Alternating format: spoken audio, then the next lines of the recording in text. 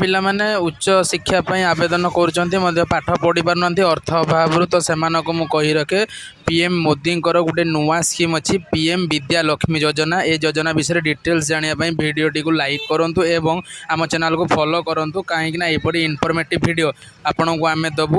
ତ ପିଏମ୍ ବିଦ୍ୟା ଲକ୍ଷ୍ମୀ ଯୋଜନା କେଉଁମାନେ ପାଇବେ? ଯେମାନଙ୍କର ପ୍ୟାରେଣ୍ଟସ୍ 8 ଲକ୍ଷ ଟଙ୍କାରୁ କମ୍ ଦରମା ପାଉଥିବେ କିମ୍ବା 8 ଲକ୍ଷ ଟଙ୍କାରୁ କମ୍ ତାଙ୍କର ଇନକମ୍ ହେଇଥିବ, ସେମାନେ ଯେକୌଣସି ବ୍ୟାଙ୍କରେ ପିଏମ୍ ବିଦ୍ୟା ଲକ୍ଷ୍ମୀ ଯୋଜନାକୁ ଅନ୍ତର୍ଭୁକ୍ତ ହୋଇ ସେମାନେ ପଇସା ପାଇପାରିବେ। ଯେଉଁମାନେ ପିଏମ୍ ବିଦ୍ୟା ଲକ୍ଷ୍ମୀ ଯୋଜନା ନେବେ ସେମାନଙ୍କୁ କୌଣସି ପ୍ରକାର କୋଲାଟେରାଲ୍ ଯେମିତି ଜାଗା ବାଡ଼ି କାଗଜପତ୍ର କିମ୍ବା କୌଣସି ସେମିତି ଦେବା ପାଇଁ ପଡ଼ିବନି। ଓଡ଼ିଶା ସରକାରଙ୍କ ତରଫରୁ ତାଙ୍କୁ ଦିଆଯାଉଛି। ଯଦି ଆପଣମାନେ ଜାଣିବା ପାଇଁ ଚାହୁଁଛନ୍ତି କିମ୍ବା ଅନଲାଇନ୍ରେ ଆପ୍ଲାଏ କରିବା ପାଇଁ ଚାହୁଁଛନ୍ତି, ତଳେ ମୋର ଲିଙ୍କଟେ ଦେଇଦେଉଛି, ଲିଙ୍କରେ କ୍ଲିକ୍ କରି ଯାଇକି ଡିଟେଲ୍ସ ଦେଖନ୍ତୁ ଏବଂ କେମିତି କ'ଣ କରିହେବ ସେ ପ୍ରୋସିଡ଼ିଓର ମଧ୍ୟରେ ଅଛି।